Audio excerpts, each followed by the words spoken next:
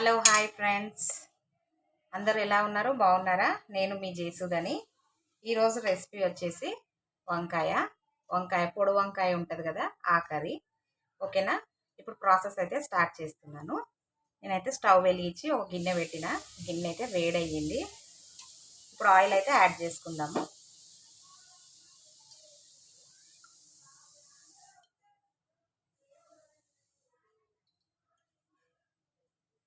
కొంచెం ఆయిల్ ఎక్కువ వేసుకోండి, కర్రీ టేస్ట్ ఉంటుంది.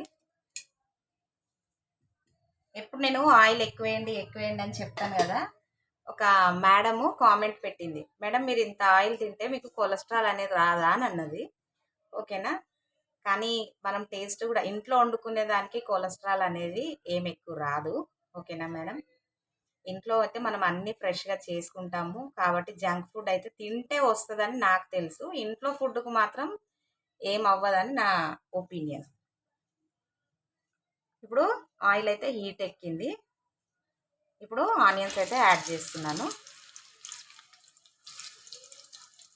కొంచెం ఆనియన్స్ కూడా మనము రెడ్డిష్ కలర్ వచ్చే వరకు ఫ్రై అనేది చేసుకోవాలి. నా గాజులు బాగున్నాయా? హ్యాపీ నవరాత్రులు అందరికీ. నవరాత్రులు కదా, సో ఈరోజు వేసుకున్నా నేను. ఇప్పుడు రెడ్డిష్ కలర్ వచ్చే వరకు ఫ్రై చేసుకోవాలి. ఇప్పుడు ఆనియన్స్ ఇట్లా మంచిగా ఫ్రై అయినాయి కదా, ఇప్పుడు పసుపు అయితే వేసుకుందాము. నేనైతే 1 స్పూన్ పసుపు వేసుకున్నాను. నెక్స్ట్ అల్లం పేస్ట్ కూడా 1 స్పూన్ వేసుకున్నా. ఇప్పుడు ఒకసారి మంచిగా మనము మిక్స్ చేసుకుందాము.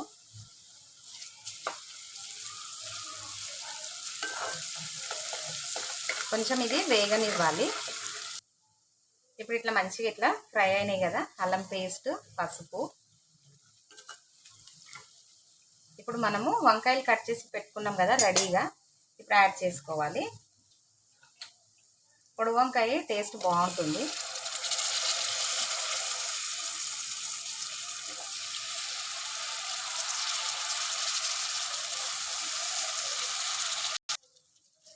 ఇప్పుడు వంకాయ అయితే యాడ్ చేసుకున్నాం కదా ఆనియన్స్లో. ఇప్పుడు ఒకసారి మిక్స్ చేసుకుందాము. కొంచెం మీడియం ఫ్లేమ్ మీద పెట్టి వంకాయలు మంచిగా వేయించుకోవాలి.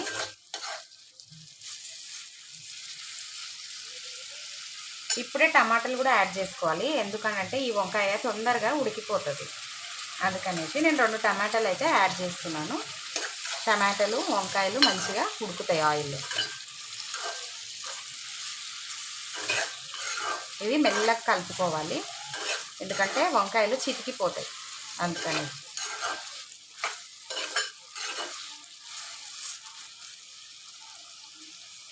ఇట్లా ఒక 5 మినిట్స్ మనం మంచిగా ఇట్లా ఫ్రై చేసుకోవాలి. ఇప్పుడు ఇట్లా ఫ్రై అవుతున్నాయి కదా, మనము స్పైసెస్ కూడా యాడ్ చేసుకోవాలి. ఓకేనా? ధనియాల పొడి,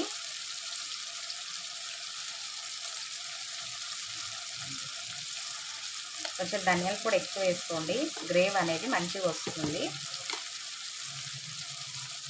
కారము,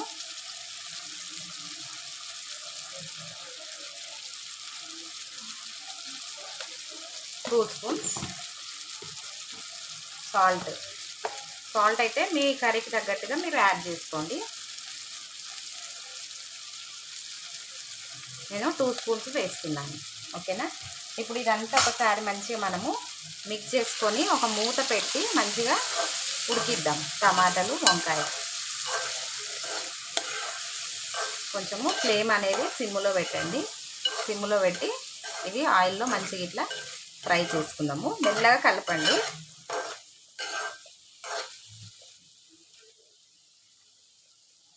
ఒక 5 మినిట్స్ ఇట్లా ఆయిల్లో అయితే ఉడికియాలి.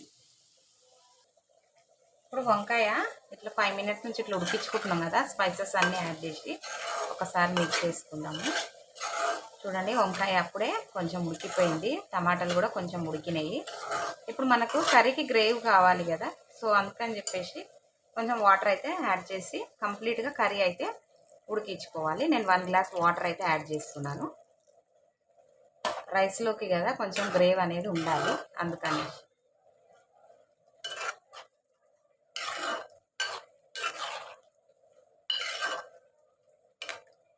ఇప్పుడు ఒక మూత పెట్టి మనము ఈ వంకాయలు కంప్లీట్గా ఉడికించుకోవాలి. ఇప్పుడు కర్రీ ఉడుకుతుంది కదా, ఇప్పుడు మనము ఒకసారి చెక్ చేసుకుందాము. వంకాయలు కూడా చెక్ చేసుకుందాము. ఇంకొంచెం ఉడకాలి. సో ఈ లోపు మనము కొత్తిమీర అయితే యాడ్ చేసుకోవాలి. కొత్తిమీర వేయలేదు ఇంతవరకు. ఇప్పుడు కొత్తిమీర యాడ్ చేసుకున్నాం కదా, ఇంకో కొంచెం సేపు ఉడికించుకోవాలి. ఇప్పుడు ఒకసారి మనము కర్రీ అయితే చెక్ చేద్దాము, ఇక్కడ దాకా కంప్లీట్ అయిందనేది. వంకాయ అయితే కంప్లీట్గా మంచిగా అయితే ఇట్లా ఉడికిపోయింది. చూడండి ఫ్రెండ్స్, ఎంత చిక్కగా, ఏ మసాలాలు లేకుండా నార్మల్గా మనం వేసుకున్న స్పైసెస్తోనే ఎంత మంచిగా ఇట్లా చిక్కగా గ్రేవీ అయితే వచ్చిందో చూడండి. ఓకేనా ఫ్రెండ్స్, ఇప్పుడు నేనైతే స్టవ్ ఆఫ్ చేస్తున్నాను. మీరు కూడా అందరూ ఈ రెసిపీ ట్రై చేసి మీ ఫీడ్బ్యాక్ అనేది నాకు కామెంట్ సెక్షన్లో తెలియచేయండి. లైక్ చేయండి, షేర్ చేయండి, సబ్స్క్రైబ్ చేయండి. Thank you for watching.